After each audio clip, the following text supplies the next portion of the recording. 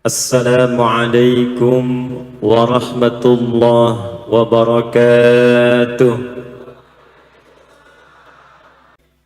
Yang kita hormati, kita muliakan para alim ulama, terkhusus guru kita, ayahanda abah kita, Kiai Haji Fathullah Mansur, Abah Fatah, yang kita juga doakan semoga beliau dan para ulama di Sukabumi ini khususnya dijaga oleh Allah Subhanahu wa ta'ala, diberkahi usia dan ilmunya sehingga memberikan pancaran keberkahan pada kota yang insya Allah diridhai Allah Subhanahu wa ta'ala. Yang kita hormati, kita muliakan dan kita mohonkan kebaikan-kebaikan paripurna dari Allah Subhanahu wa ta'ala. Seluruh unsur kepemimpinan yang ada di kota Sukabumi ini, yang dipimpin saat ini oleh Bapak Wali Kota kita, Bapak Ahmad Fahmi, dan didampingi juga oleh Bapak Wakil Wali Kota, Bapak Hamami. Kita doakan keduanya sehat, kita doakan keduanya dibimbing oleh Allah Subhanahu wa ta'ala sehingga bisa menata Sukabumi menjadi kota yang diridhai dan diberkahi oleh Allah Subhanahu wa ta'ala, sehingga terjemahannya berubah Sukabumi dari hubbud dunya menjadi hubbul balad. Alhamdulillah, kompak malam ini juga hadir sesuai dengan ayat yang dibacakan oleh adinda kita tadi di Quran surah ke-15 Al-Hijr di pembukanya. Seluruh bagian stakeholder Forkompinda hadir saat ini. Ada Pak Kapolres Habib Zainal, insyaallah berkah karena beliau juga dari keturunan cucu dzurriyyah Nabi Muhammad sallallahu alaihi wasallam. Ada Pak Dandim, Pak Dedi, TNI Polri-nya kompak, insyaallah Sukabumi kuat dan jadi paku bagi negara kesatuan Republik Indonesia. Insyaallah di sini juga ada dari perwakilan ormas-ormas pimpinan PDM, Kemenak, dan dari Basnas, dan ibu-ibu yang ramai di atas. Alhamdulillah. Semuanya mudah-mudahan yang hadir malam ini dicintai dan diberkahi oleh Allah Subhanahu wa ta'ala. Bapak Ibu damang, alhamdulillah, saya sangat bersyukur malam ini diberikan kesempatan setelah penantian yang cukup panjang untuk melihat wajah-wajah yang sangat luar biasa di malam hari ini. Saya lihat tadi di foto dikirim dari mulai sebelum maghrib, bahkan pada asar sudah ada yang di sini ya. Sebelah sini bahkan saya lihat semakin bercahaya tuh karena terkena pancaran lampu. Baik, malam hari ini kita akan bercengkrama dengan Al-Quran dan hadis-hadis Nabi Muhammad SAW yang membimbing kita insyaallah sesuai dengan tema yang kita bahas bersama tentang bagaimana bersama bersatu menuju ridha Allah sampai dengan ke surga. Tapi penting saya ingatkan terlebih dahulu bahwa bulan ini kita masih berada di suasana Rajab. Ingat, Rajab itu diistimewakan di Al-Quran, juga di hadis Nabi Muhammad SAW. Di Quran di surah ke-9 ayat 36 isyaratnya disebutkan, inna iddatasy syuhuri 'indallahi 12 syahran fi kitabillah yauma khalaqas samawati wal arda minha arba'atun hurum dzalika ad-dinul qayyim fala tadhlimu fihinna anfusakum. Sungguh aku tegaskan pada kalian, kata Allah, sejak aku mencipta langit dan bumi, aku desain waktu kehidupan ada 12 bulan setahun. Di 12 bulan itu ada 4 yang spesial, khusus untuk evaluasi, khusus latihan untuk memperbaiki diri, khusus untuk melatih diri menjadi lebih baik. 4 bulan ini dirinci oleh Nabi, nanti disampaikan oleh Imam Muslim dalam kitab hadisnya Sahih Muslim, diriwayatkan dari Abu Bakrah dikenal dengan An-Nafi', nomor hadis 1679.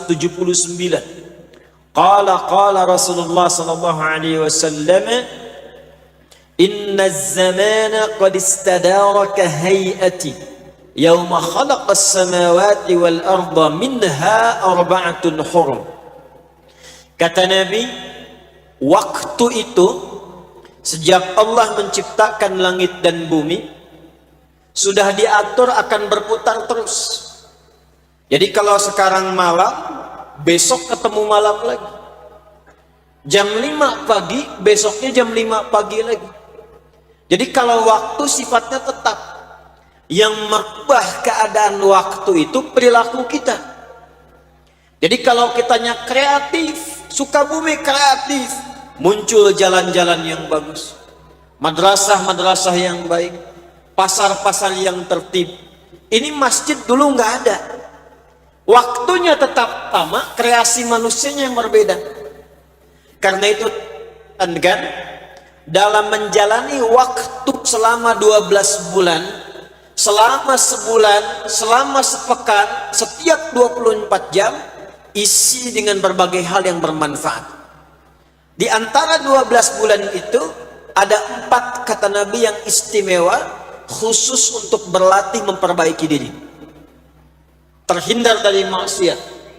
Jadi kalau di bulan ini ada yang sengaja berbuat maksiat, maka kata para ulama dosanya 2 kali lipat dibanding hari biasa. Thalatha mutawaliyat, 3 berurutan. Dzulqa'dah, Dzulhijjah, Al-Muharram.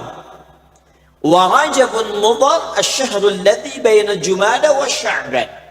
Dan yang keempat, bulan Rajab yang terletak di antara bulan Jumada ke-6 dan Sya'ban yang ke-8. Jadi kalau di bulan ini ada yang sengaja berbuat maksiat, sengaja bikin hoax, sengaja mencuri, sengaja saling mencelakai, berbuat saling mencela, hati-hati, dosanya 2 kali lipat dibanding hari biasa. Maka dari itu mudah-mudahan malam hari ini insya Allah kita dibimbing oleh Allah untuk sama-sama bertobat, keluar dari masjid ini sejak suasana bulan Rajab. Insya Allah kita semua dimuliakan oleh Allah subhanahu wa ta'ala, dijaga dari maksiat sampai kita wafat dalam keadaan husnul khatimah. Tidak cukup dengan amin, kita harus belajar dulu cara mewujudkannya. Baik, saya mau tanya sebentar. Judul kita ini menata hidup meraih surga. Ada yang mau ke surga di sini? Yang mau ke surga boleh angkat tangan. Masya Allah. Yang surganya Firdaus bersama Rasulullah, tingkat paling tinggi. Amalnya cukup gak? Ada orang pengen di Firdaus sama-sama Nabi, tingkat paling tinggi, tahajud kata orang Rusia masih belang betong, salatnya masih lambat-lambat, Qurannya jarang tilawah. Insya Allah malam ini kita perbaiki, insya Allah kita dapatkan surga yang tertinggi. Baik, saya tidak ingin bahas 1-2 orang. Kita ingin bahas bagaimana Sukabumi satu penduduk, insya Allah jadi penduduk yang diberkahi dan diantarkan, dimudahkan menuju surganya Allah subhanahu wa ta'ala. Kita mulai bahasan kita dengan Quran surah ke-7 ayat 96. Bismillahirrahmanirrahim. Walau anna ahlal qura amanu wattaqu lafatahna alaihim barakatin minas samai wal ardh. Ada tawaran dari Allah, ditawarkan langsung ke satu penduduk kota. Jadi qura itu jamak dari qaryah. Kalau qura bentuk jamak dari qaryah, qaryah itu bisa diartikan desa, bisa diartikan kabupaten, bisa diartikan kota. Jamaknya kalau menghimpun itu menjadi negeri disebut dengan qura. Makkah disebut Ummul Qura, ibunya semua negeri, karena semua dari sedunia datang ke situ. Jadi kalau kita bawa ayat ini namanya Qura ke kota Sukabumi, seakan-akan Allah menawarkan pada penduduk kota ini, jika ada penduduk Sukabumi ingin dibuka oleh Allah keberkahan, berkah di langit dan di bumi, semua berkah dibuka. Pintu langit dibuka, berkah di bumi dibuka. Kalau di bumi sudah dibuka, semua jenis-jenis kebaikan yang ada di bumi mudah untuk diraih. Sumber daya alam gak capek gali muncul. Musibah terjaga, gempa ditahan, banjir tertib, karena yang punya alam Allah. Diikuti hukumnya, dunianya tentram, akhiratnya dibuka semua pintu kebaikan. Apa tawarannya? Satu, walau anna ahlal qura amanu. Kalaulah ada satu penduduk negeri, mereka berkomitmen amanu, semua mau beriman kepada Allah Subhanahu wa ta'ala. Awas. Satu. Jadi komitmen pertama, komitmen apa? Iman. Kalau kita tarik tentang surga, perhatikan baik-baik. Sekarang kita kerjasama meraih surga. Kalimat surga di Quran itu pertama kali dibukanya pakai iman. Buka surah Al-Baqarah ayat ke-25. Paling kanan sebelah atas di mushaf. Wa basyiril ladzina amanu. Iman dulu. Wa amilus salihati anna lahum jannatin tajri min tahtihal anhar.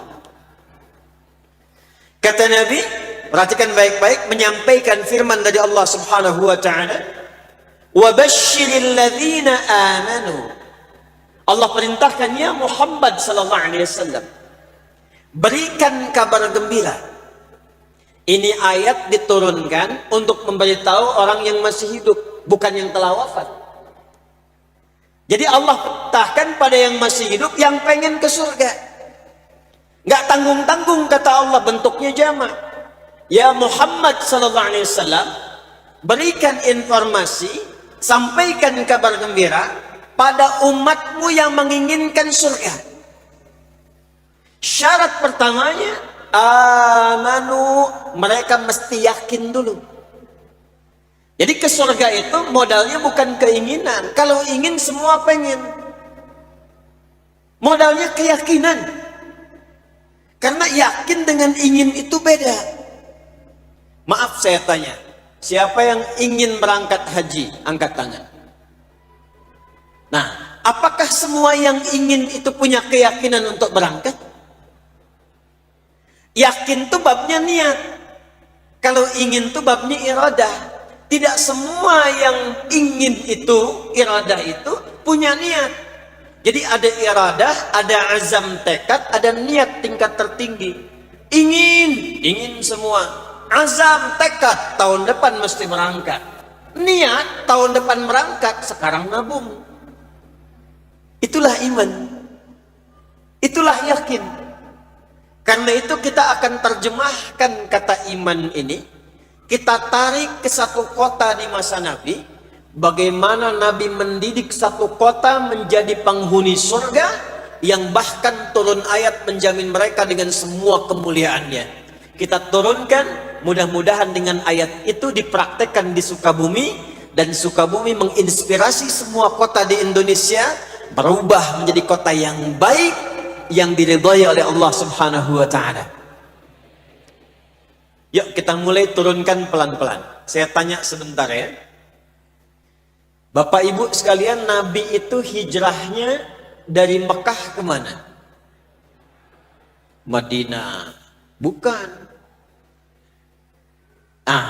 Nabi tidak hijrah dari Mekah ke Madinah. Hijrahnya Nabi itu dari Mekah ke Yathrib. Dan kenapa yang dipilih Yathrib? Padahal di sampingnya ada Taif yang sudah maju. Tapi Nabi ikhtiar berangkat ke Taif malah dilempari. Nanti jangan dilihat lemparannya, tapi dilihat hikmah Allah memindahkan Rasulullah dari Taif ke tempat yang tidak ideal untuk memberi contoh bagaimana menatanya. Dulu Madinah namanya Yathrib. Yathrib itu kalau diruntut nasabnya, itu salah satu nama dari umat Nabi Nuh alaihissalam yang ikut masuk ke kapalnya Nabi Nuh, berlayar selama setahun 10 hari. Namanya Yathrib bin Mihlail. Dari Nabi Nuh ke Nabi Muhammad SAW itu kurang lebih ada kita temukan 37 sampai 39 urutan nasab. Nabi Muhammad SAW bin Abdullah bin Abdul Muttalib bin Hashim bin Abdul Manaf bin Qusay bin Murrah bin Kilab bin Ka'ab bin Ghalib bin Fihr bin Malik bin Nadar bin Kinanah bin Khuzaimah bin Mudrika bin Ilyas bin Nizar bin Mudar bin Ma'ad bin Adnan bin Adri bin Muqawwam bin Nahur bin Tarikh bin Ya'rub bin Yasjub bin Nabit bin Ismail alaihi salam bin Ibrahim alaihi salam bin Azar atau bin Nahur bin Abir bin Kinan bin Arfakhshad bin Sam bin Nuh alaihi salam. Coba ulangi.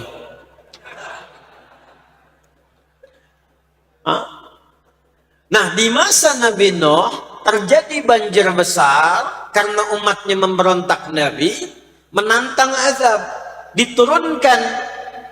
Maka masuk semua ke kapal. Di antara yang ikut itu ada namanya Yathrib bin Mihlail.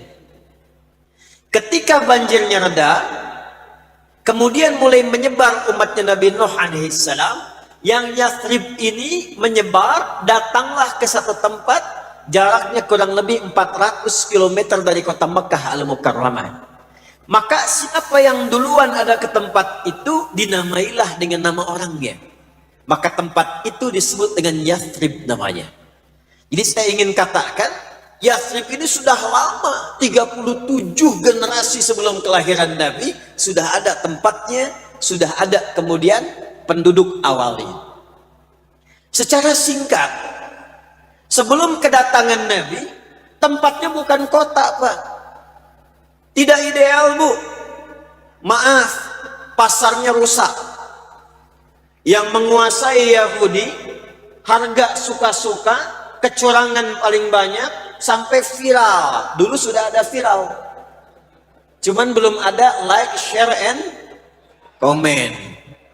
Komen sudah ada, subscribe yang tidak ada. Yang komen banyak, sampai nanti akan ada turun satu ayat dalam Al-Quran, dan nanti kita akan bahas itu insya Allah. Jadi pasarnya rusak. Yang kedua, yang tinggi, pertengkaran itu banyak. Ada dua suku besar, namanya Aus dengan Khazraj. Itu kalau ada di Aus yang luka, di Khazraj mesti luka. Kalau ada yang meninggal, satu suku lain mesti ada yang tewas. Jalanan tak tertata, sosial konflik tinggi. Anda bayangkan, Nabi Muhammad SAW diperintahkan oleh Allah hijrahnya ke tempat yang belum ideal. Untuk memberi contoh nanti di masa datang, dan nanti kurikulumnya oleh Imam Muslim ditempatkan dalam kitab sahih beliau dengan nama Kitabul Imarah, bab tentang tata kota. Itu sebabnya kenapa dipilih Yathrib, supaya nanti punya kurikulum kalau ingin menata kota yang tidak ideal, ekonominya belum tumbuh, konflik sosialnya tinggi, politiknya tidak dinamis, maka bagaimana menyusun ini supaya tenang, bagus dan makmur? Lihat apa yang dicontohkan Nabi dalam kurikulum ini. Itu yang kita akan turunkan di pertemuan malam hari ini.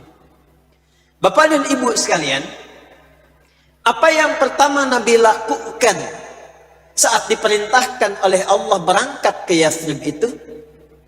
Maka beliau mengumpulkan teman-teman terbaiknya. Dan itu menariknya, itu di semua bidang profesional semua. Dan semua lengkap. Orang-orangnya adalah orang terbaik untuk menata satu tempat menjadi suasana yang berkah dan makmur. Contoh, di bidang ekonomi ada Abu Bakar As-Siddiq, ada Uthman bin Affan, ada Abdurrahman bin Auf. Kenal Abu Bakar As-Siddiq? Ayo bilang kenal, saya pulang. Kenal di mana? Orang Sukabumi warganya Pak Wali kenal Abu Bakar tuh. Bidang ekonomi. Makanya nanti ketika berangkat, itu satu di antara mereka seperti Abdurrahman bin Auf, nanti kita akan belajar. Dari mulai modal pakaian saja, cuman dalam waktu yang singkat jadi orang paling kaya yang berada di kota Madinah. Kita nanti akan belajar hukumnya. Umar bin Khattab, Khalid bin Walid yang kelak kemudian, Abu Ubaidah bin Al-Jarrah di bidang militer. Ada yang pakar di bidang Kamtibmas, memahami mitigasi struktur sosial masyarakatnya. Ada yang pakar di bidang militer tentang pertahanan dan ketahanan. Diplomat, ada Amr bin As radhiyallahu ta'ala. Nanti Amr ini yang kelak sepeninggal Nabi akan melakukan ekspedisi ke Afrika Utara. Beliau cuma jalan dengan satu rombongan plus tukang cukurnya Nabi sallallahu alaihi wasallam.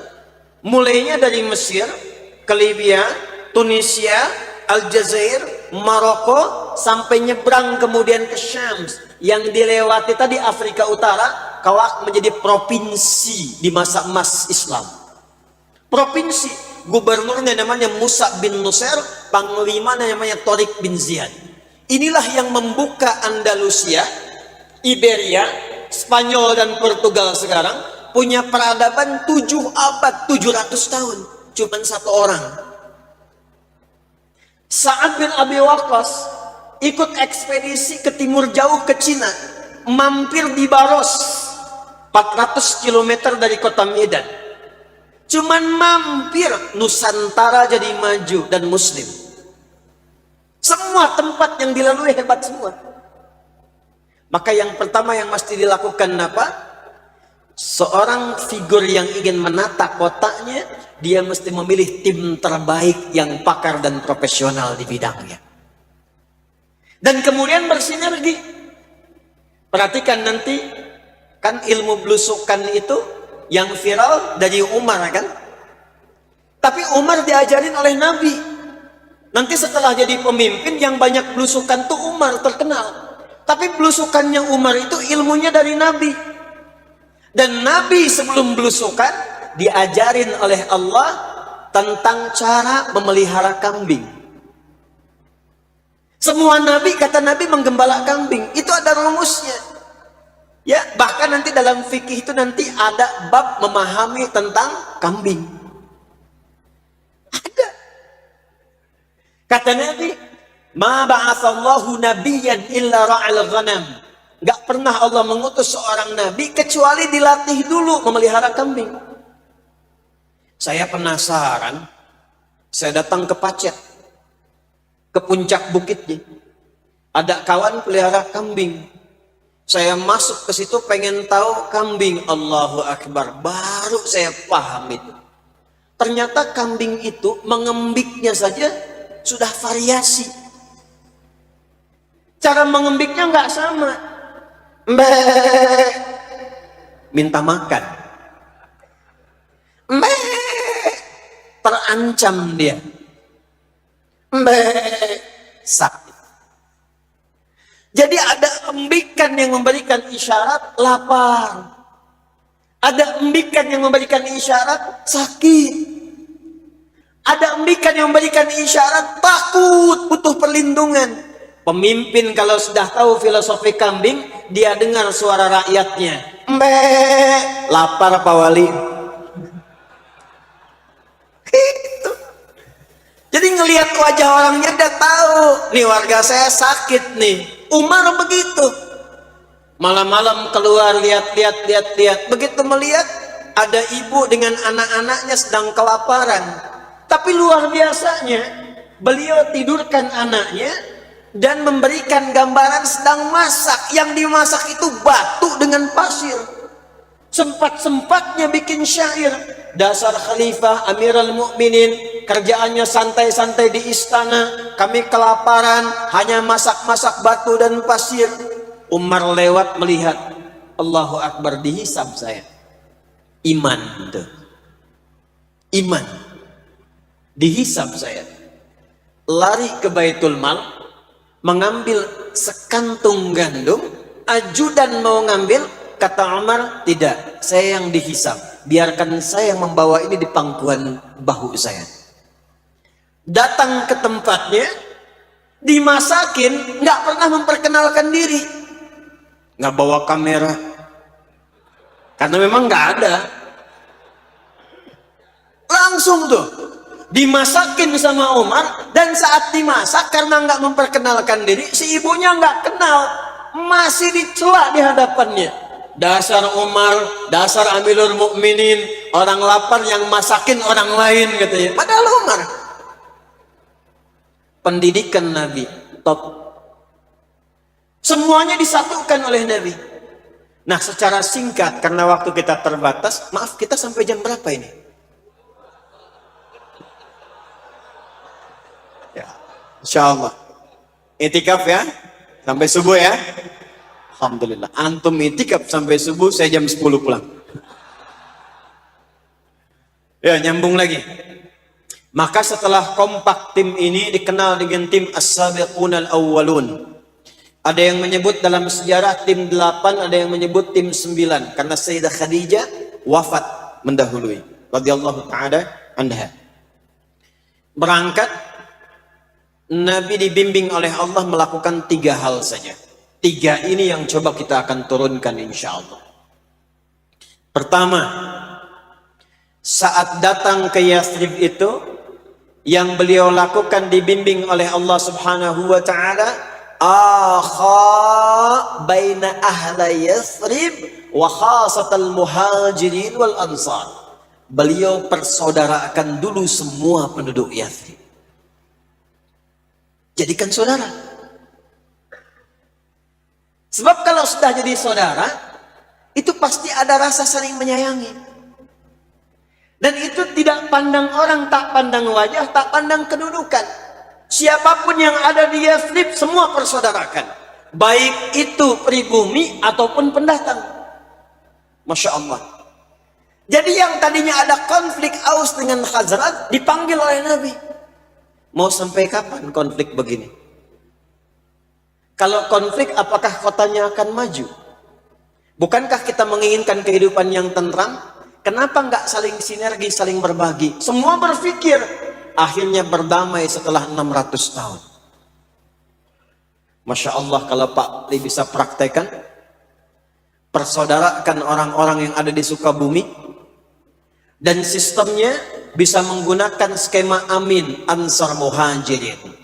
Untuk internalnya, karena kata Nabi menyampaikan la taqumus sa'atu, nanti dekat-dekat masa menjelang wallahu a'lam dekat ke kiamat, akan ada kondisi-kondisi yang berbeda. Pertama, taqarrubul aswaq, pasarnya mudah diakses. Dulu Anda berangkat ke pasar pakai angkot, berangkat pakai motor, belanja, pulang. Sekarang buka handphone, klik, datang sendiri. Artinya apa? Nabi mengisyaratkan dunianya akan bergerak kepada nuansa digitalisasi. Maka sekarang bikin persaudaraan konsep digital, Pak.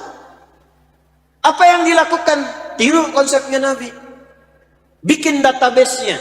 Setiap kelurahan, kecamatan, desa ke bawahnya, RT, RW. RT harus punya database-nya. Persaudarakan. Kan rukun tetangga. Rukunkan. Rukun warga. Warganya rukunkan.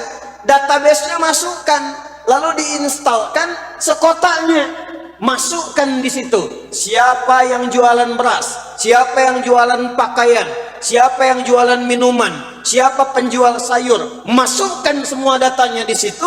Begitu Anda butuh sesuatu, tinggal klik hidup ekonomi di kota Sukabumi. Nanti persaudarakan. Gimana konsepnya? Misal, perhatikan indahnya Nabi ketika mempersaudarakan. Tidak pernah Nabi mempersaudarakan kecuali kedua yang dipasangkan itu saling melengkapi. Contoh, yang kekurangan dipasangkan dengan yang berlebih. Yang butuh minuman disampaikan dengan yang punya kelebihan. Yang butuh pakaian ditemankan dengan orang pakaian. Sekarang bikin aplikasi, jangan bentuk donasi. Masukkan ke situ, basnasnya klik ke situ, begitu zakat infaknya masuk, tebarkan keadaannya, lalu munculkan. Siapa si fulan, warga di Sukaraja butuh rice cooker, datang. Karena pakai aplikasi, klik kirimkan, nyampe. Jadi kita nggak pusing dengan data kemiskinan. Si fulan rumahnya hancur kena gempa, munculkan di aplikasi, saudara-saudariku, mari kita bangun rumah si fulan, Jumat kita ketemu, semangat, semangat, datang 24 jam selesai rumahnya. Ini karena nggak saling kenal, nggak saling mengetahui, bahkan yang paling menarik, jamaah ke masjid pun nggak tahu siapa yang datang di sampingnya. Nah sekarang kalau kita ingin maju, kotanya ingin berkembang, dan nuansanya nuansa surgawi, yang pertama dilakukan persaudarakan keseluruhannya. Yang bertikai-bertikai mitigasi undang. Mau sampai kapan seperti itu? Gimana kalau dipersaudarakan? Bersatu, bikin program sama-sama, kompak, bagiannya dibagi-bagi. Demi Allah saya katakan, ketika semuanya merasakan bahwa temannya, tetangganya, kerabatnya sama-sama saudara, maka semua tertata dengan sangat indah. Siap? Sepakat? Jadi kalau Anda lihat di samping kanan Anda, saudara Anda tuh. Sekarang duduk di samping kiri Anda, saudara Anda. Maka berlakulah hadis kata Nabi, perhatikan baik-baik kalimatnya, al-muslimu atau al-mu'minu lil mu'mini kal bunyani yashuddu ba'dahu. Sekarang mana hadis itu di tengah-tengah kita? Mukmin satu dengan yang lainnya saling menguatkan. Alih-alih menguatkan, sekarang saling memisahkan. Kok bisa saling mencela? Kok bisa saling menyakiti? Bahkan satu pulang ngaji mencela pengajian yang lainnya. Satu jamaah mencela jamaah yang lainnya. Mana hadisnya? Katanya ngaji Quran dan sunnah. Quran mana yang dibaca? Sunnah mana yang dipraktekkan? Kita turunkan kembali, kita praktekkan lagi. Ngajinya kita sempurnakan, maka kita dapatkan keindahannya. Contoh, pernah dengar hadis ini? Siapa yang masak makanan, baunya sampai ke tetangga, maka bagilah tetangga itu walaupun hanya hafal kuahnya tuh. Jadi beliau masak opor ayam, ayamnya makan sendiri, kuahnya bagi tetangga. Tetangganya protes, kok cuman kuahnya Pak Haji? Hadis Nabi Bu. Cara memahaminya tidak begitu. Itu Nabi itu sudah visioner. Jangan-jangan kuah itu tercium bumbunya, dia nggak tahu yang dimasak apa. Makanya sekarang kan sudah ada ya bumbu opor tapi bisa dimasak pakai tempe. Bumbu rendang belum tentu rendang yang dimasak, bisa jadi singkong. Supaya nggak salah tangkap, bagi. Tapi pertanyaan saya, maaf ya, apakah Nabi pernah mengatakan kalau tetangga Anda muslim saja? Tidak. Ini artinya Nabi mengisyaratkan di tempat Anda tinggal belum tentu semua muslim. Tapi Nabi persaudarakan. Jangan dikira yang bersaudara di Yathrib jadi Madinah muslim semua. Tidak. Ada yang belum masuk Islam. Ada yang belum bersyahadat. Kalau kita praktekkan hadis itu indah sekali. Anda masak makanan, tetangganya mungkin ada yang Kristen, ada yang Hindu, ada yang Buddha, ada yang Konghucu.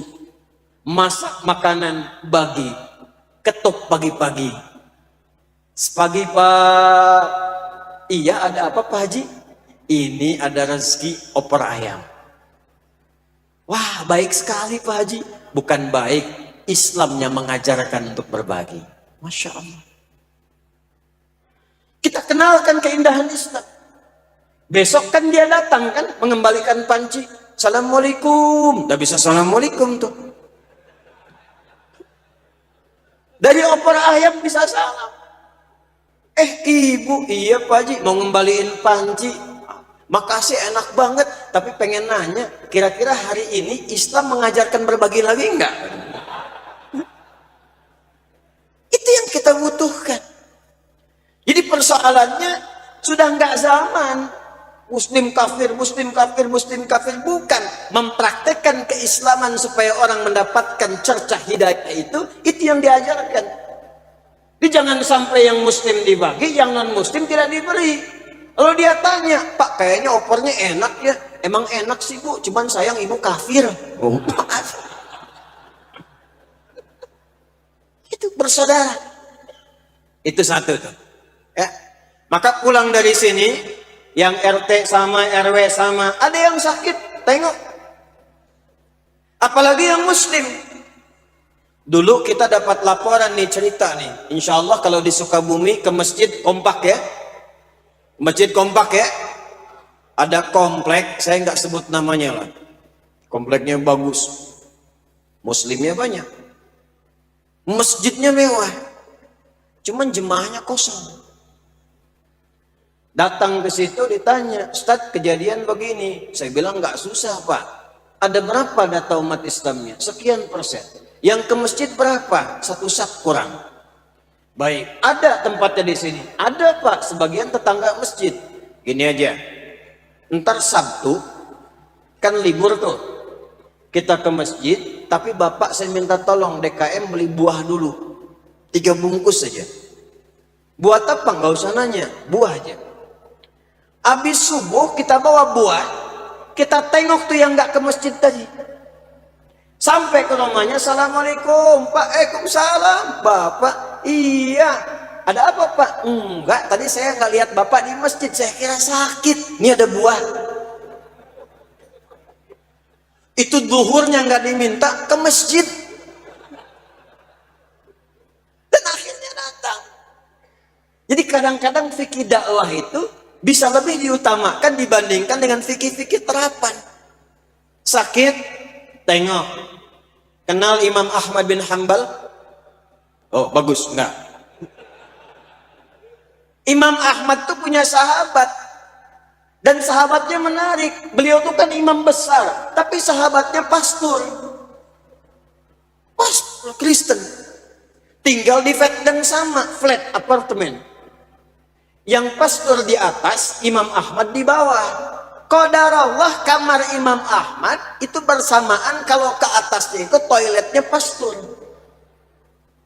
Bocor. Dari atas turun ke bawah. Allahu Akbar. Satu kali diwujudkan Imam Ahmad sakit, nggak kelihatan di luar apartemen oleh pastor tadi. Tiba-tiba nengok. Ini kalau nggak kenal, nggak sahabatan, nggak mungkin bisa mau mengetuk pintu. Begitu ditengok, masuk, dilihat.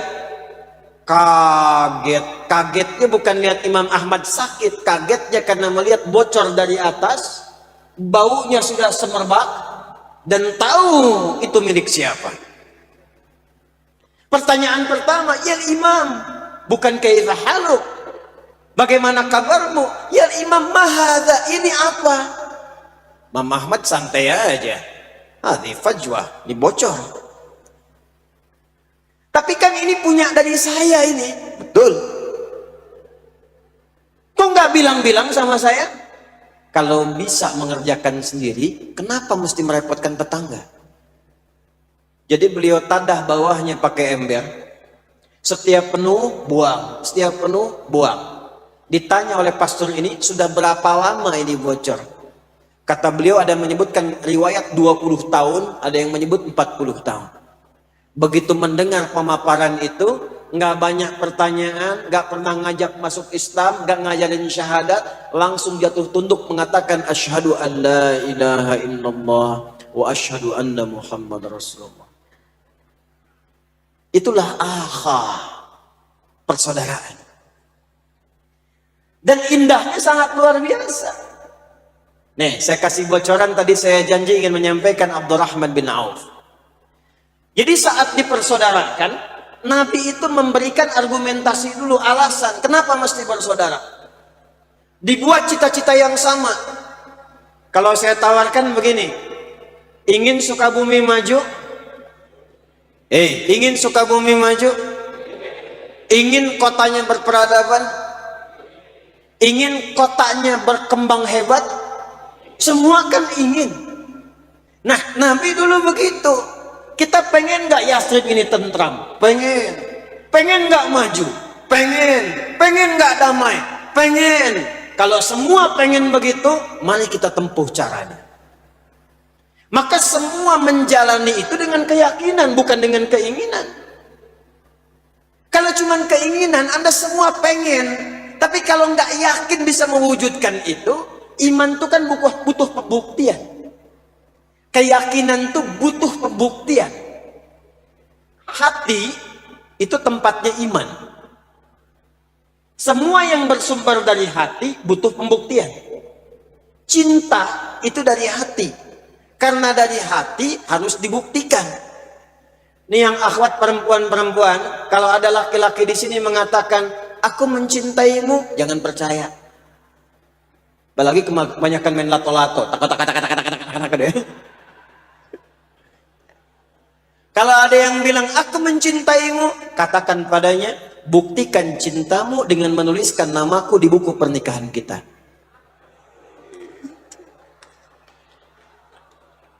Aku tunggu BPKB-nya, buku pernikahan kita berdua. Ini belum halal, naik beca berdua, seakan milik bersama. Tukang beca nggak diakuin. Datang. Nah, apa yang harus dilakukan? Sepakat dulu. Nah, kalau Anda sepakat ingin maju, kotanya ingin tentram, maka dimulai pelan-pelan saling mengenal untuk mempersaudarakan. Saya beri contoh dengan cepat. Abdurrahman bin Auf, ahli bisnis, ahli dagang, kaya, hartanya banyak, masuk Islam, terancam oleh komunitas di Mekah pada masa itu yang belum kenal kemuliaan Islam. Silahkan kamu ikut Muhammad SAW, hijrah sana ke Yathrib, tapi nggak boleh bawa harta. Harta kami ambil semua. Ini kalau Anda dapat proyek nih, pilih mana? Dikasih pilihan, Anda Muslim, ada tawaran dikasih 1 miliar supaya murtad.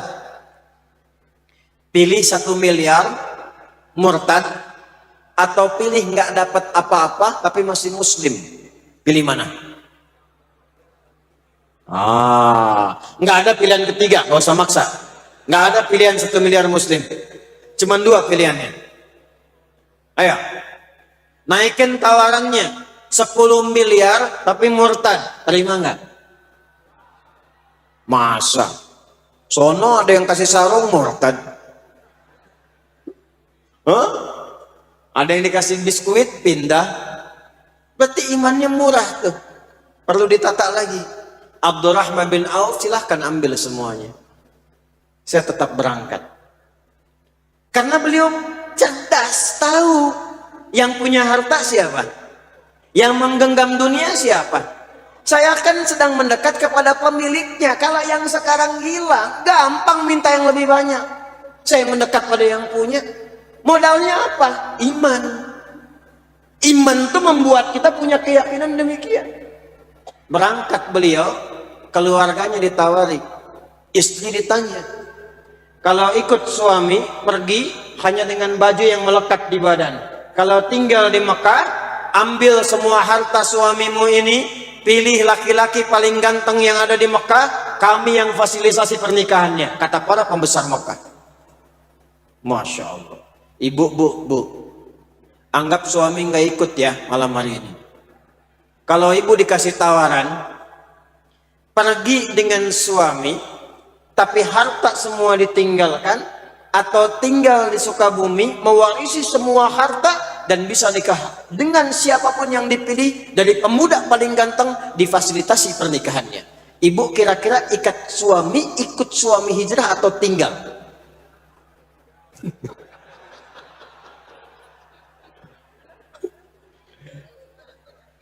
Dia mau jawab, lihat ke bawah, bilang pergi suami ngelihat, dibilang tinggal juga nggak enak. Tapi dulu tinggal, nggak ikut suami. Yang mau saya contohkan bukan ini. Abdurrahman datang ke Yathrib. Perhatikan cara Nabi mempersaudarakannya. Dipersaudarakanlah dengan orang paling kaya yang ada di Yathrib saat itu. Namanya Sa'ad. Sa'ad itu, Bapak Ibu sekalian, itu punya setengah kebun kurma yang ada di Madinah. Jadi kalau ada kebun kurma banyak, setengahnya punya Sa'ad. Dan penting saya sampaikan, di Arab sampai sekarang disebut kaya itu kalau sudah punya kebun kurma. Kalau punya rumah megah biasa, punya mobil-mobil mewah biasa, punya kebun kurma baru kaya. Karena dari ngerawatnya aja nggak mudah, 300 jenis kurma. Merawatnya nggak mudah, butuh biaya, lahan banyak. Ini setengah kebun kurma di Madinah punya Sa'ad. Jangan ditanya, keluarganya luar biasa. Maaf, istrinya 2. Cantik semua, elok, kepala suku. Dipersaudarakan oleh Nabi dengan seorang sosok yang datang kehilangan semua harta, fakir, miskin, yang ada cuma baju melekat di badan. Dipersaudarakan dengan yang demikian. Tapi yang dahsyat, apa yang terjadi pada Sa'ad. Bagaimana Nabi meyakinkan Sa'ad yang dengan persaudaraan itu mampu mengeluarkan kalimat berikut yang sangat luar biasa. Perhatikan baik-baik. Kata Sa'ad, akhil karim, saudaraku yang mulia, awqamakal, sami'tu annaka kunta ghaniyan. Saya dengar kamu pernah kaya dulu. Kalau ingin kaya lagi, ambil setengah hartaku. Ini saya punya kebun kurma nih sekian, setengahnya buat kamu ya. Saya dengar kamu ditinggalkan keluarga. Kalau kamu ingin pilih perempuan paling cantik di Madinah, walaupun itu bagian dari keluargaku, aku fasilitasi pernikahannya. Gantian ya Bu.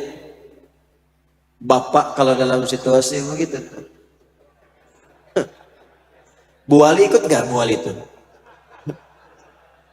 Pak Wali tuh datang ke Bekasi, ketemu sama orang Bekasi dermawan. Pak, kalau mau kaya ambil setengah harta saya, kalau mau nikah pilih perempuan paling cantik di Bekasi, saya fasilitasi.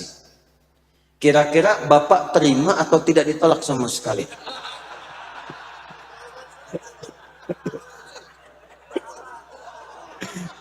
Susah milih, dari tadi nunduk, ngeliat kena ada abah belakang.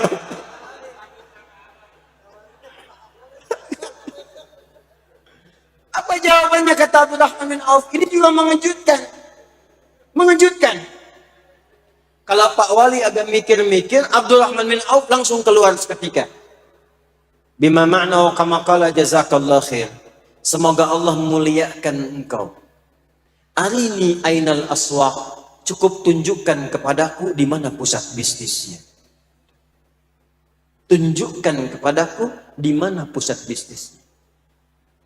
Jadi Nabi itu mengajarkan mentalitas yang kuat pada setiap penduduk Yathrib, termasuk kepada orang yang datang dari luar ke situ.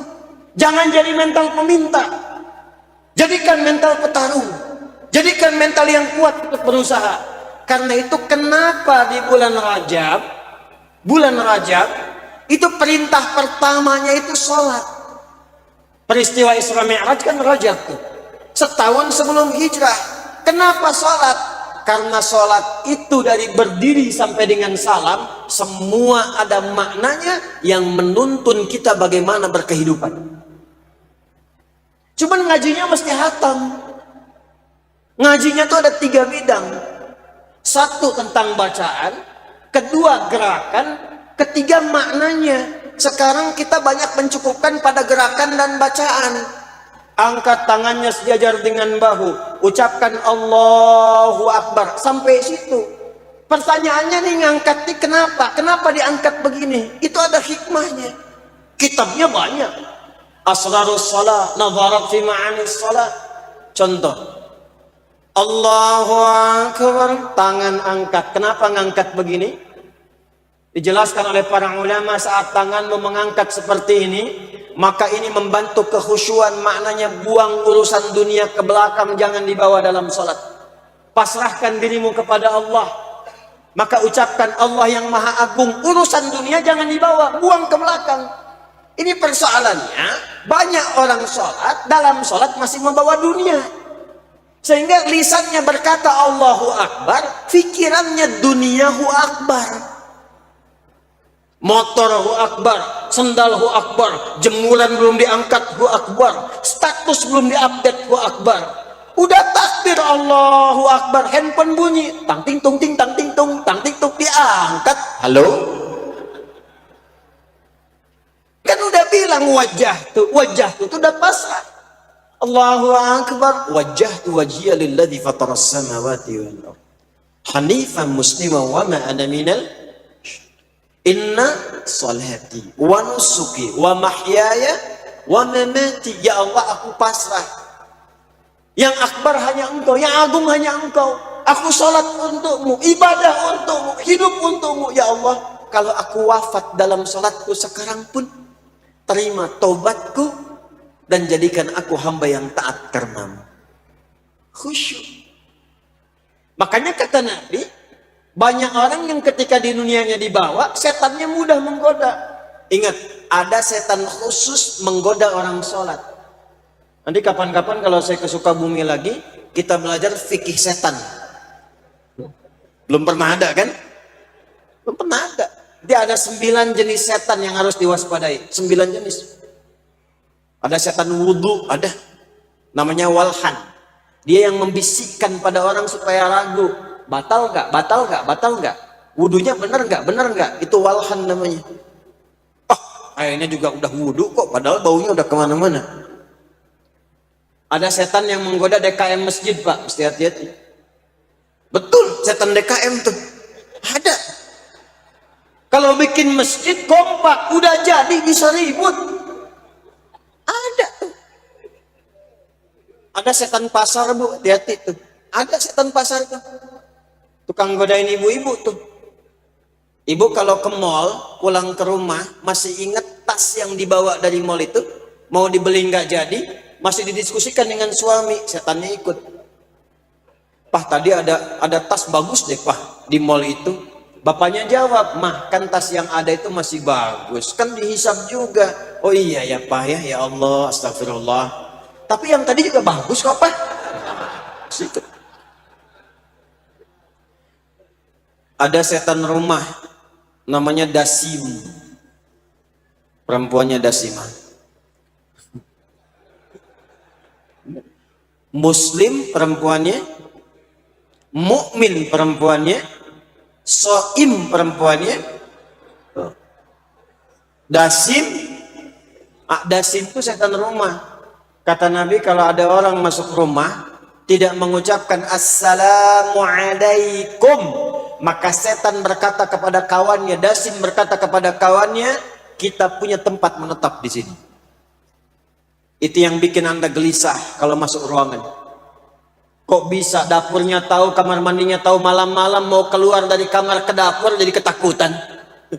Awas ya, awas. Bajunya putih, rambutnya panjang tuh. Sate 100 tusuk. Dari mana mana munculnya? Padahal pagi-pagi siang biasa saja, dasim tuh. Tapi kalau Anda ucapkan Assalamualaikum, dia berkata kepada kawannya, nggak ada tempat menetap di sini. Ajarin sama keluarga, biasakan. Rumah tentram. Anak saya yang sekarang mau 10 tahun, dulu waktu 4 tahun saya ajarin itu. Kak, kalau masuk rumah, kakak ucapkan Assalamualaikum ya. Kalau enggak nanti ada setan namanya dasim ganggu di rumah. Itu begitu dia pulang dia praktekkan langsung. Assalamualaikum dasim. Disebut namanya supaya pergi sekalian. Setan sholat itu namanya khanzab. Khusus menggoda orang sholat. Namanya khanzab. Kata Nabi, atau kama qala Rasulullah SAW di Abu Daud hadisnya. Fa'idha kabbara. Kalau sudah seseorang bertakbir, khanzab mulai beraksi. Sebelum sholat, dia diam aja. Makanya Anda sebelum sholat fokus. Nggak percaya nanti subuh tuh. Ya, subuh. Sebelum takbir tuh bisa fokus ada kiblat, khusyuk. Tapi begitu Anda takbir, fayaqulu syaitanu udhkur kadza udhkur kadza. Maka setan mulai bertugas, ingat ini ya, ingat itu ya. Maka Anda mulai mengingat apa yang tidak ingin Anda ingat. Baru takbir. Nanti ceramah saya pun yang ini nih, itu akan diingatkan kembali oleh setan nanti itu pas subuh tuh. Jadi begitu Anda takbir, setan bilang, ingat ya kata Ustaz Adi itu, akan diingat tuh setan tuh. Hatta la yash'ural musalli kam rak'atan yusalli. Sampai orang sholat ada yang tidak sadar berapa rakaat sedang menunaikan sholatnya. Itu kata Nabi itu. Dan kalau dibikin umum, artinya semua orang bisa mengalami itu. Nah sekarang kembali, Abdurrahman bin Auf diajarkan dari berdiri saja. Ini berdiri ada maknanya. Hadis Muslim nomor hadis 393. Idza qumta ila shalah asbighul wudhu thumma istaqbilil qiblah. Jika engkau ingin mendirikan sempurna salat, perbaiki wudhu menghadap kiblat. Cara berdirinya begini. Tidak terlampau lebar begini, tidak terlampau rapat begini. Berdiri sejajar dengan bahu. Ini menunjukkan keseimbangan, kekuatan, keseimbangan, bertopang pada kaki dengan kuat, kokoh. Tidak miring kanan, tidak miring kiri. Apa maknanya ini semua? Kalau Anda masih mampu menegakkan diri, jangan gantungkan dunia di tangan orang lain. Praktekkan apa yang telah Allah berikan. Nabi sampaikan, Nabi latih itu dengan maknanya. Makanya ketika ketemu orang yang tadi, beliau nggak leha-leha. Ya udah bagi dua, ada bagi dua. Tunjukkan di mana pusat bisnisnya. Tegak. Jadi penyalur kambing. Setahun dapat modal, dikembangkan 2 tahun dapat ribuan kambing. 3 tahun orang paling kaya di Madinah levelnya nomor 3. Nomor 3, nomor 1 tuh kaya, nomor 2 kaya banget, nomor 3 kebangetan kayanya. Nomor 3. Dan sejak saat itu semua orang Madinah disantuni oleh Abdurrahman bin Auf. Abdurrahman bin Auf tuh kapaknya aja terbuat dari emas. Kapaknya aja ya terbuat dari emas. Orang kaya sekarang yang terkaya siapa tuh? Jeff Bezos, Bill Gates. Ya belum tentu punya kapak gitu. Ya, belum tentu. Itu kapaknya terbuat dari emas. Nah balik, maka tim tadi, tim idaman, tim terbaik, riset Pak Wali. Oh di bidang ekonomi bagaimana meningkatkan ekonomi Sukabumi? Siapa pakarnya? Kalau dia nggak masuk struktur, ambil pendapatnya, ambil masukannya, bikin sistem, bikin grup, bikin jamaah, lalu sampaikan ke setiap turunan ke bawahannya, kecamatannya, kemudian desanya, kelurahannya, RT-nya, RW-nya. Kita punya program seperti ini, program persaudaraan, program toleransi, program kebaikan. Lapang hidup kita, toleransi dalam kehidupan. Sukabumi, lato-lato, lapang dan toleran. Dikasih. Cuman berisiknya aja. Nah, sekarang yang kedua, di mana memulainya? Tempatnya, pusatnya di mana? Maka Nabi bangunkan masjid. Pertama Masjid Quba, 4-5 hari kemudian bangun Masjid Nabawi. Nah ini yang belum kita hidupkan konsep masjid. Sekarang fungsinya hanya fungsi ritual. Padahal di masa Nabi, fungsi masjid itu beragam. Satu, yuk kita cek. Kalau di masjid itu sholatnya sholat sendirian atau berjamaah? Sendirian atau berjamaah? Jamaah. Apa itu jamaah? Tuh. Bukan sendirian. Jamaah itu dari kata al-jam'u asalnya. Sifatnya jum'ah. Kumpulannya disebut dengan jamaah. Jamaah itu bukan sekedar menghimpun, menggabungkan, kumpul, bukan. Kumpul, kenal siapa yang kumpul, dan saling mengisi di antara yang kumpul. Itulah jamaah. Makanya dilatihnya apa? Dilatihnya lewat imam. Coba cek berdirinya rapi, rapat. Itu bukan sekedar diminta rapi, diminta rapat, tidak. Lihat filosofinya. Lihat. Yang pertama dari nama dulu, jamaah. Kumpul, kenal, saling mengisi. Jadi kita itu diminta datang ke masjid bukan cuma untuk sholat. Sholatnya bareng-bareng, setelah itu bubar. Itu bukan jamaah namanya. Kita kenalan siapa yang ke masjid. Sampai kita tahu ini saf dia nih biasa ngincar kanan pojok. Yang ini kiri pojok. Yang ini depan tengah. Sampai ngerti. Nabi tidak pernah beliau ada di masjid kecuali tahu siapa yang sholat di masjid. Jadi beliau tahu pojok kanan nih si fulan. Sempat beliau mimpin sholat subuh. Seorang jamaah yang biasa di pojok kanan terlambat datang. Kata Nabi, kita tunggu nih. Ada si fulan yang biasa di pojok kanan, dia belum datang. Tunggu belum datang, waktu subuh mau habis. Kata Nabi, kita putuskan sholat saja. Begitu sholat, kita tengok si fulan. Kenapa nggak datang subuh ini? Allahu Akbar. Rumahnya ternyata cukup jauh juga. Sampai di rumah, ketemu istrinya cerita, ya Rasulullah, suamiku meninggal. Jadi nggak sempat ikut sholat di masjid bersama Anda. Kata Nabi, adakah yang aneh dari dia sebelum meninggal? Kata istrinya, tidak ya Rasulullah, kecuali ada sesuatu saja. Apa itu? Kata suami saya, ya Allah, kenapa tempatnya nggak lebih jauh lagi? Kedua, ya Allah, kenapa enggak yang baru? Nabi tersenyum kemudian berkata, tahukah engkau apa yang terjadi? Au kama qala Rasulullah sallallahu alaihi wasallam. Kata perempuan itu, tidak ya Rasulullah. Sungguh ia ditampakkan menjelang wafatnya pahala-pahala dari hasil amal solehnya saat ia mulai menjadi ahli masjid. Jadi nanti ini kalau mau meninggal di Islam tuh lengkap, ilmu mau meninggal aja ada. Jadi kita itu wafat sesuai kebiasaan nanti. Biasa sholat, sujud, bisa meninggal. Ahli masjid, di masjid bisa wafat. Walaupun kita nggak tahu kapan dan di mana. Saya, ini kisah nyata, ini saya alami sendiri. Ada seorang sepuh di Pasar Rebo, agak ke atas sedikit. Allahu Akbar, soleh Pak. Saya bersaksi soleh insya Allah. Cirinya apa? Senang menjaga masjid. Tiba-tiba ada orang Qatar datang. Ini kisah nyata. Orang Qatar ini pengen bangun masjid di situ, tapi yang merawat harus si bapak itu. Saya sampai bingung, nih orang tahu dari mana, dari Qatar ke bapak itu. Kalau Allah sudah gerakan tuh nggak ada batas itu.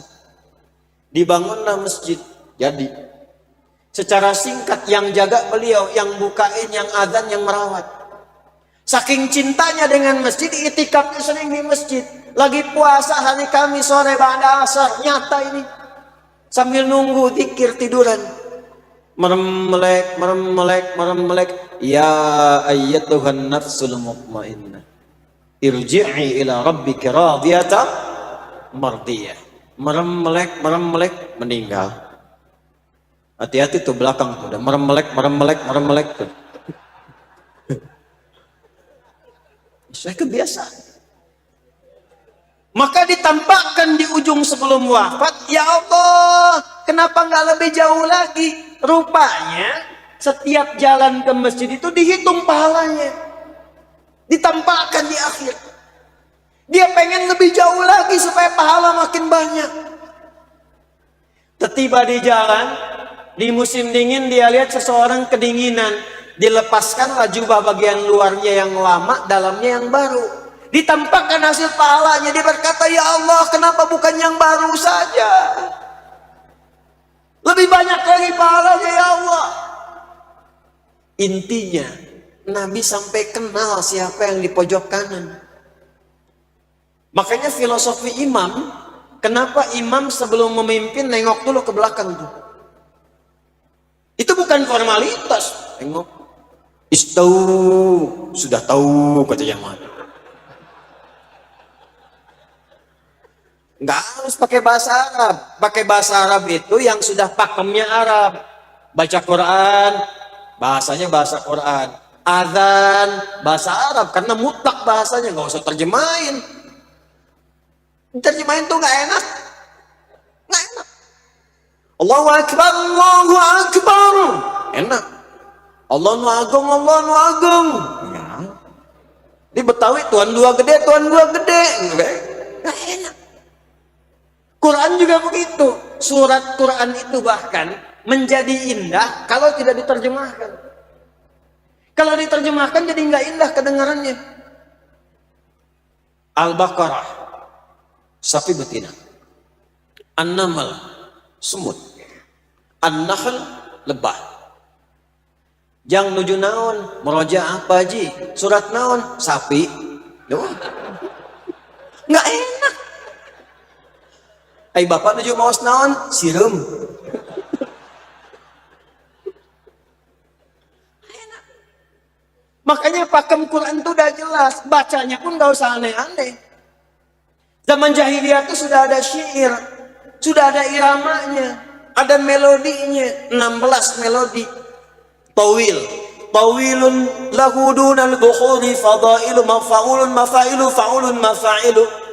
Kifa nabki min dhikra habibin wa manzili bisaqtili wa baina dakhuli fahawmali. Rajas, mustaf'ilun mustaf'ilun mustaf'ilun mustaf'ilun mustaf'ilun mustaf'ilun. Sautus safilil bulbuli hayyaja qalbi thamili. Al-ma'u wa zahru ma'a zahri lahdul muqali. Fa anta ya sayyidali wa sayyidi wa maulali. Fakam tayyumbuni ghuzayyirun uqayqali. قطفته من وجنة من فعل هذا الرجل فقال لا لا لا لا فقد غدا مغرولي والولد لي فقلت لا تولولي فبين اللؤلؤ لي قالت لو هنا كذا إن ردد المقالي كهتن ككيللي كهتن ككيللي طبطبي dan melodinya madid mufa'alatun fa'ilatun tala'al badru alaina min taniyatil. Itu tuh dari syair, madid namanya. Tapi rumus itu nggak pernah dipakai untuk baca Quran. Tala'al badru alaina, nggak ada yang baca Quran dengan melodi itu. Wadduha wal laili idza saja, bubar. Makanya di Sukabumi baca Quran gak usah aneh-aneh, langgam tajwid aja, gak usah pakai langgam Sunda. Imam ngimamin di Masjid Agung pakai melodi, maaf melodinya gak tepat. Iyyaka na'budu wa iyyaka nasta'in, bubar jemaah. Alam nashrah laka sadrak, bubar. Gak usah aneh-aneh. Imam nengok, katakan dengan bahasanya. Pak Ibu rapatkan, luruskan. Tenangkan hati sebelum sholat. Rasakan mungkin ini sholat terakhir yang kita tunaikan. Itu pesan Quran. Surah kedua ayat 45 sampai 46. Baru katakan istau istaqimu. dan lihat siapa yang sholat. Tuh, lihat. Satu, dari segi kemampuan dia berdiri. Dua, dari segi lamanya bisa dia tinggal di masjid. Oh, ini sedang transit di Masjid Agung. Maka jangan baca surat yang panjang-panjang.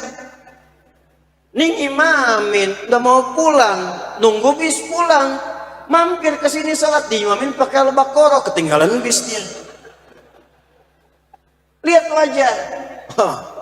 Sebelah sini wajahnya kul-kul nih. Kul wallah baca. Lalu berabel falak. Saya masuk pesantren 97 di Garut. Ini ketua PDM kakak kelas saya itu. Begitu saya Ramadan, pas Ramadan, imam santri baru masuk yang pimpin kelas 6 tingkat akhir. Udah waladhalin, tiba-tiba Yasin katanya. Waduh, saya bilang santri baru bacaan panjang nih. Alamat berdiri lama. Tapi berkah memang Ramadan. Allahu Akbar.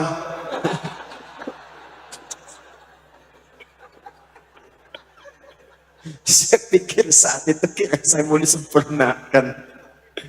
Aduh. Nah, cuman sisi persaudaraannya, lihat, ini siapa nih? Penduduk lokal atau dari luar? Lokal atau interlokal? Domestik atau luar? Penting, sebab Nabi ini sedang ceramah, tiba-tiba ada orang datang. Ini orang langsung duduk aja. Penduduk Madinah sudah tahu, sudah viral. Kalau masuk masjid mau duduk mau i'tikaf, salat dulu 2 rakaat, namanya tahiyatul. Nabi langsung nggak nunjuk orang, indahnya Nabi. Nabi tidak menginginkan orang salah dieksploitasi kesalahannya. Itu akhlaknya Nabi. Nggak ditunjuk-tunjuk. Mana tong langsung diuk, salat dulu. Nggak begitu. Nggak. Di muka umum. Dan ini akhlak Quran. Akhlak Quran. Kenal Fir'aun? Ayo bilang kenal. Nah, kenal Abu Bakar, sini kenal Fir'aun. Nih ya, Fir'aun itu Fir'aunnya. Fir'aunnya. Hobi bunuh orang, ngaku Tuhan ana rabbukumul a'la. Nggak pernah diungkap namanya oleh Quran. Karena yang salah bukan namanya. Yang salah adalah penyimpangannya. Menyimpang dari menggunakan jabatan, diarahkan untuk memenuhi nafsu, bukan untuk maslahat. Maka dikirim Musa dan Harun untuk meluruskan saking sayangnya Allah. Bukan menurunkan dari kekuasaan. Tapi memberikan masukan supaya ditempatkan dengan benar. Quran surah 20, Thaha ayat 43 sampai 44. Izhaba ila fir'auna innahu tagha. Musa dan Harun pergilah ke Fir'aun. Fir'aun itu dari kata faraoh, pemimpin Mesir pada masa itu. Dia menggunakan jabatan dengan tidak tepat.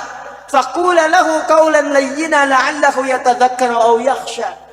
Maka ingatkan dengan lembut, bukan dengan caci maki. Ingatkan dengan lembut, sentuh di hatinya supaya ingat sama Allah. Sentuhlah ia tepat di hatinya, maka ia akan jadi milikmu untuk selamanya. Sentuh di hatinya supaya bergetar ingat Allah. Maka Nabi menyampaikan secara umum, lihat kalimatnya, idza dakhala ahadukumul masjida fala yajlis hatta yusalli rak'atain. Kalau ada satu di antara Anda ingin masuk masjid dan ingin agak lama di masjid, maka jangan langsung duduk, tapi sholat dulu 2 rakaat. Semua tahu, dan indahnya semua bisa baca. Oh, si fulan nih, siapa dia? Ternyata hadis itu di mazhab Maliki. Saya ngaji mazhab Maliki, saya ngaji mazhab Syafi'i, saya ngaji mazhab Hanafi, saya ngaji mazhab Hambali. Di mazhab Maliki diajarkan, ternyata namanya Sulek. Tinggalnya bukan di Madinah, tinggalnya dari Gotofan. Sehingga dikenal dengan Sulek al-Gotofani. Dia bukan orang penduduk sini, dia dari luar. Nabi mengatakan, coba lihat ada tamu kita tuh. Perhatikan, dia kesini butuh apa? Apa yang dia datang, penuhi sebelum dia pulang. Tuh. Makanya nggak ada orang datang ke masjid Nabi kecuali selesai masalahnya. Dan semua berlomba menolong. Datang tamu, kata Nabi, siapa yang mau jamu tamu kita ini? Semua angkat tangan. Semua. Kata Nabi, si fulan yang paling duluan silahkan. Padahal di rumah si fulan itu stok makanan sedang nggak ada, cuman 1 piring aja. Itu hebatnya ke rumah. Mah, ada tamu nih. Dan istri udah paham, tarbiyah nyampe rumah. Nah, ya, kang bet nyandak tamu kabumi kan tos terang, ayah tuangan di dia. Nggak ada tuh kalimat itu. Alhamdulillah, pahala nih Pak. Biar mamah tidurkan dulu anak-anak. Istrinya menidurkan anaknya, nyiapkan makanan di dapur, lampunya dimatikan, suaminya ngajak tamunya. Maaf nih, sedikit penghematan, kita makannya tanpa cahaya. Yang tuan rumah pura-pura bunyikan piringnya, tak tiktuk, tak tiktuk, tak tiktuk, tamunya makan dengan lahap. Esoknya saat sholat subuh, Nabi memuji beliau dan menyampaikan turunnya Quran. Surah 59 ayat 9 sampai 10 itu. Wa yu'thiruna ala anfusihim walau kana bihim khasasah. Masya Allah. Dia bahkan mengistimewakan orang yang datang sebagai tamu sekalipun dia butuh dengan itu. Dapat jaminan kemuliaan langsung dari Quran. Coba sekarang. Pernah nggak kita lakukan itu? Teman-teman yang di kantor dapat rezeki promosi jabatan, lihat nggak di bawahnya? Kan yang mengangkat Anda ke atas itu yang di bawahnya. Teman-teman yang di kantor dapat proyek, pernah nggak diajak temannya untuk merasakan kenikmatan itu? Begitulah cara melihatnya. Lihat, kenali. Nah, nanti prakteknya bagaimana Pak? Ini yang saya sampaikan di beberapa tempat. Maaf, yang ke masjid ini kan profesinya beda-beda. Ada yang dokter di sini, dokter. Ada yang pedagang, banyak Pak. Pedagang, pebisnis, yang dokter, yang macam-macam. Apakah semua warga bisa ke rumah sakit? Belum tentu. Nanti di masjid difasilitasi program pekan pertama Jumat. Pak Wali Kota telah membentuk aplikasi mendata dokter-dokter di Sukabumi. Masjid A, Masjid B, Masjid C. Yang nggak bisa ke rumah sakit datang ke masjid itu ya. Dokternya sudah siap. Itulah jamaah. Yang cari peluang kerja ini. Ada bagian kelas bisnis nih. Pengusaha-pengusaha akan ngasih edukasi. Ada lapangan pekerjaan. Silahkan datang ke Masjid A, Masjid B, Masjid C. Begitu caranya. Jadi lingkungan hidup. Saling mengenal. 2. Yang ketiga, ini bagian terakhir. Nabi membuat kesepakatan secara tertulis yang keseluruhannya komitmen ditaati yang kelak dikenal dengan nama Piagam Madinah. Dan itu adalah embrio lahirnya Piagam Jakarta yang kelak menginspirasi lahirnya Pancasila dan Undang-Undang Dasar 1945. Jadi kita ini bukan negara agama di Indonesia, tapi spirit kebangsaannya dengan spirit agama. Bapak Ibu sekalian, duduk semua. Disampaikan aturannya. Madinah, Yathrib menjadi tatanan kota. Yathrib akan menjadi kota yang menenteramkan. Yathrib akan menjadi kota berperadaban, kota yang menginspirasi. Dalam bahasa Arab, kota yang menginspirasi, membentuk peradaban, yang memberikan cahaya disebut dengan Madinah Al-Munawwarah. Al-Madinah Al-Munawwarah. Maka sejak saat itu berubahlah namanya dari Yathrib menjadi Al-Madinah Al-Munawwarah. Pak Wali dan Bapak Wawali dengan stakeholder semua punya visi. Forkompindanya apa? Di Kodim apa? Di Polres apa? Yang lain apa? Semua cantumkan itu, tuliskan, sebarkan ke warga Pak.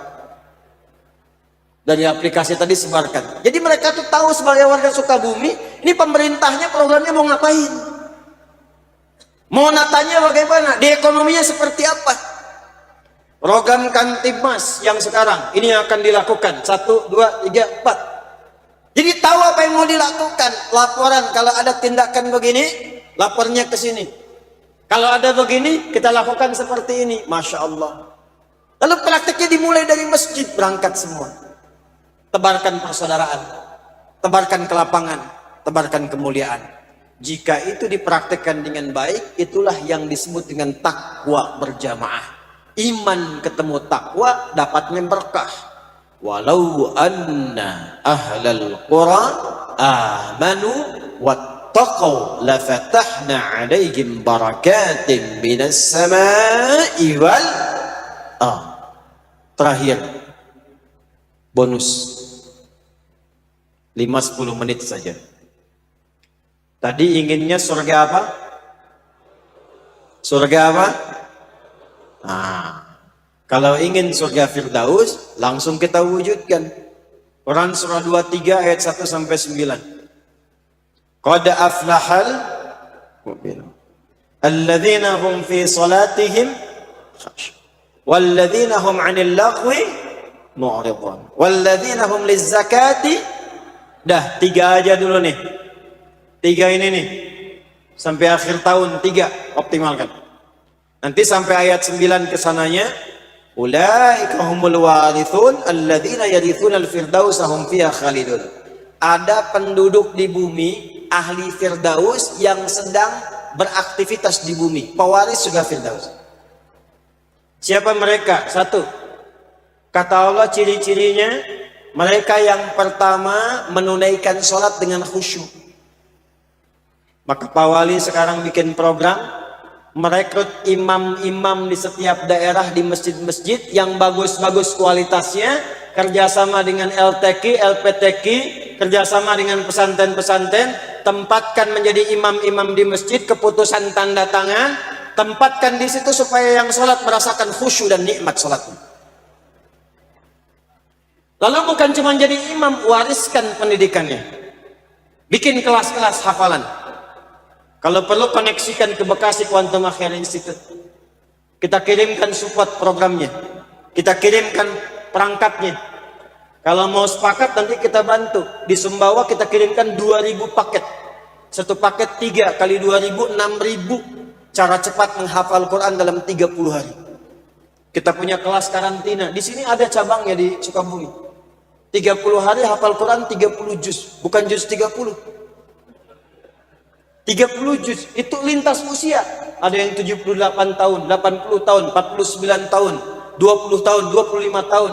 Rekor tercepat 14 hari hafal Quran. 30 juz. Ada yang 25 hari, 24 hari. Ada ibu-ibu dari Jambi itu tambah sedikit, dia 40 hari kurang lebih. Hafal Quran 30 juz. Dari nol.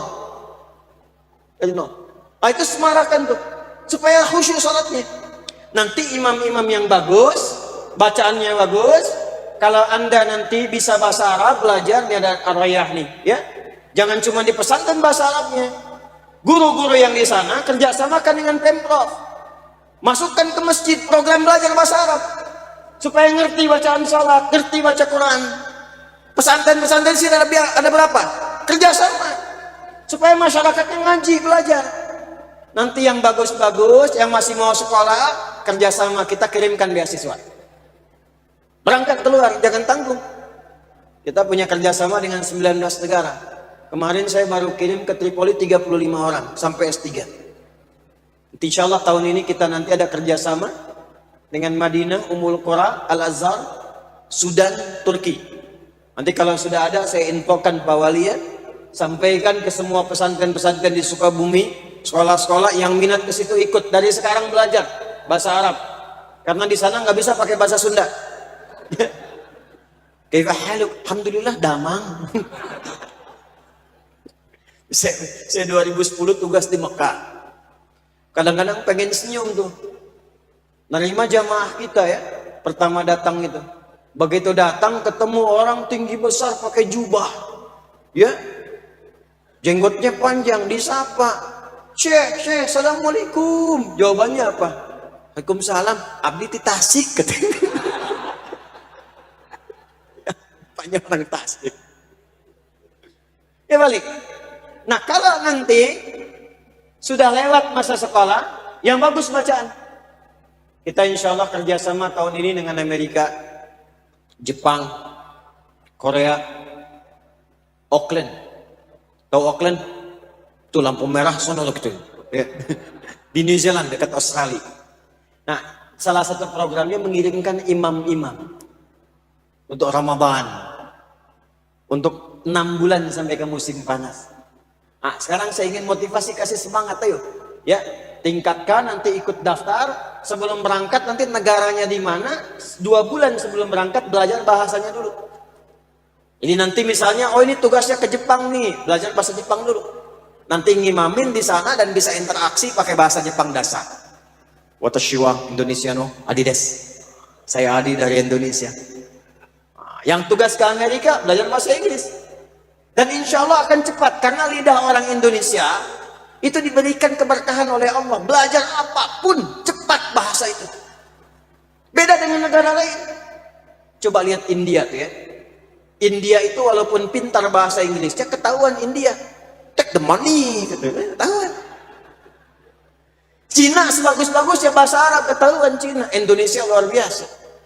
Hey John, where have you been? Gak ketahuan Sukabumi itu. كيف حالك يا أخي؟ Bonjour, comment ça va? Ça va bien? Prancis. Comment ça va? Mabuti, Tagalog, Filipin. Masya Allah.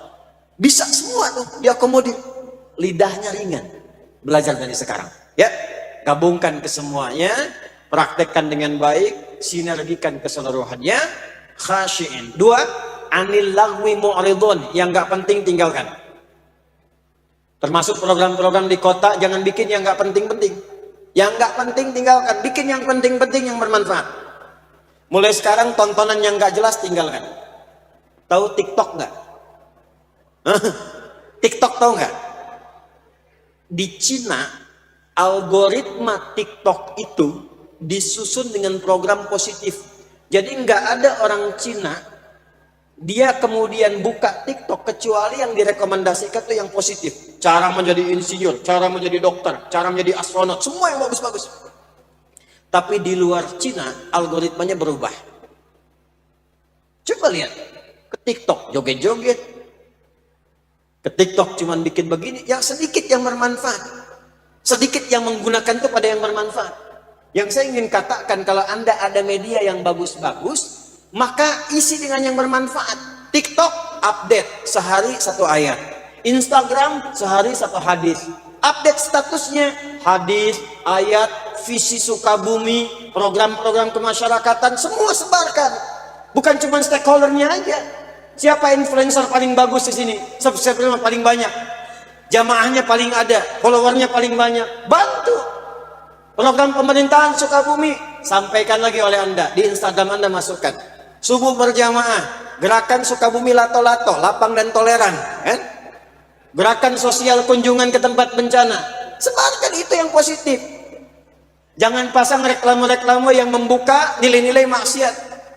Tugas Pak, awas jangan sampai lewat iklan, aurat terbuka, lihat, ya kan? Tapi kalau ada iman, insya Allah kita cepat. Palingkan ghaddul basar, istighfar, astagfirullah. Tapi langsung Pak, astagfirullah. Nah, itu teh.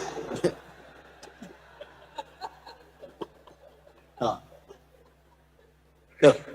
Jadi insya Allah rajin-rajin sholat ya. Insya Allah kalau rajin sholat, tanha anil fahsyai wal maksiat, insya Allah akan hilang.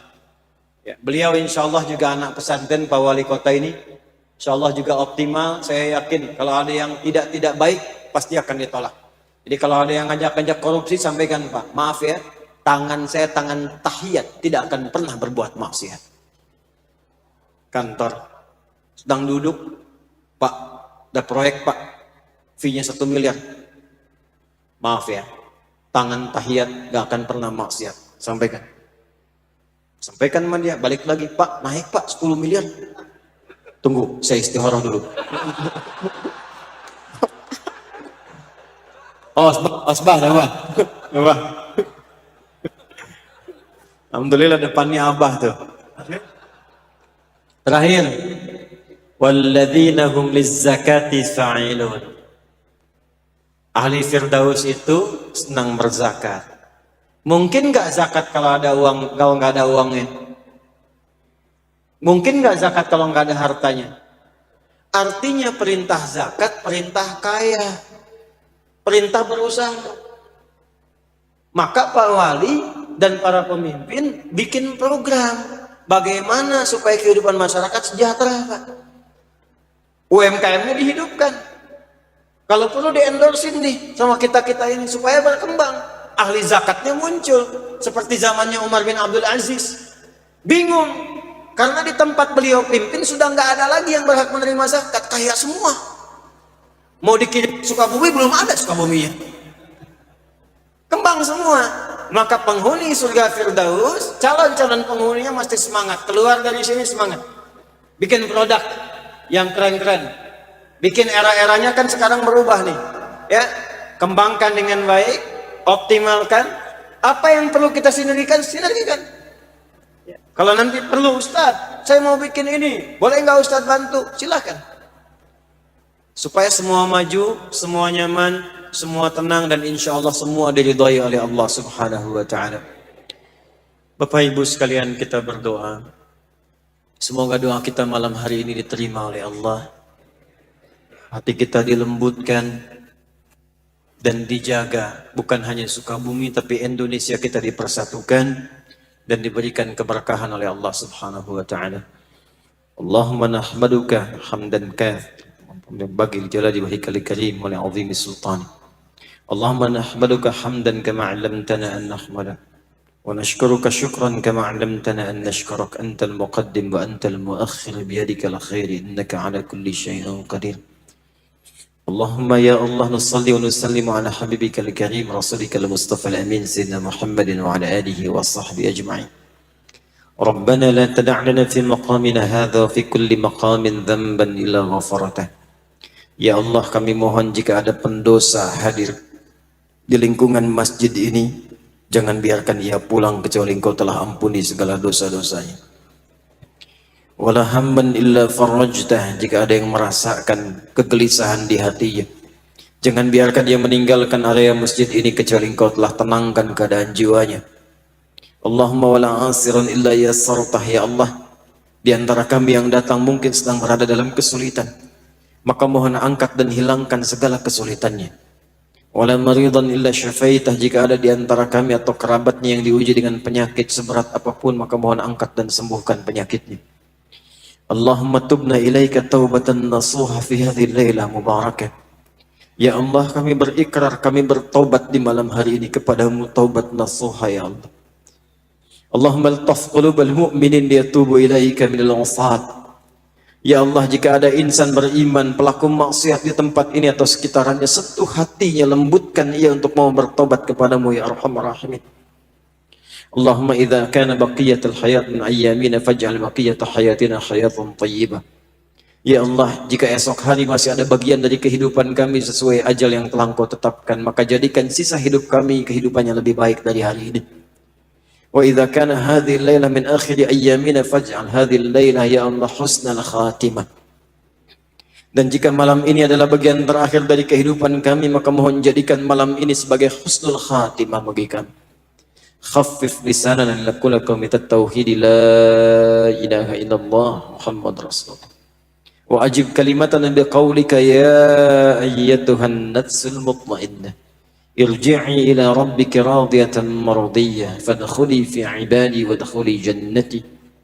Ya Allah, mohon ringankan lisan kami dalam sakaratul maut untuk mengucapkan kalimat tauhid la ilaha illallah Muhammad Rasulullah. Dan mohon jawab kalimat kami dengan panggilanmu yang indah, hei jiwa-jiwa yang tenang. Cepat pulang kembali kepadaku. Aku ridha dengan amalmu, engkau pun akan ridha dengan pemberianku. Jadi hambaku, aku telah siapkan surga yang indah untukmu. Allahumma ya arhamar rahimin, ij'alna min ahli al-Qur'an. Waj'alil Qur'ana sahiban lana fid dunya, nuran lana fil qubur, wa syafi'an lana fil akhirah ya arhamar rahimin. Ya Allah, jadikan kami termasuk ahli Al-Quran.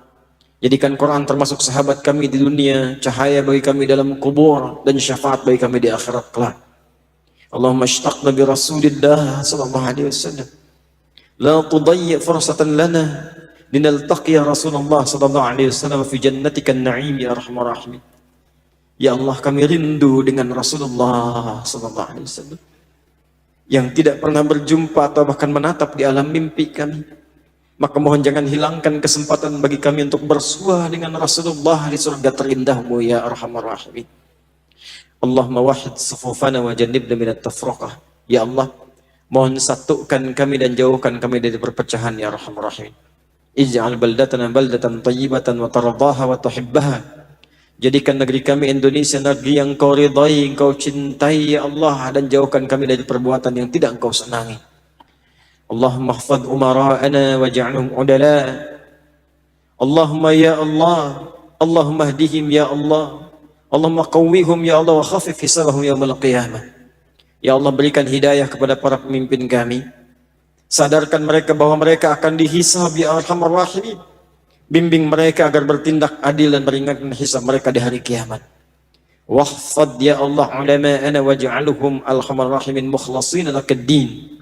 Dan mohon ikhlaskan para ulama kami, dai-dai kami, berikan mereka kemampuan, kekuatan, ilmu, keluasan untuk membimbing masyarakat dalam ridhamu ya arhamar rahimin.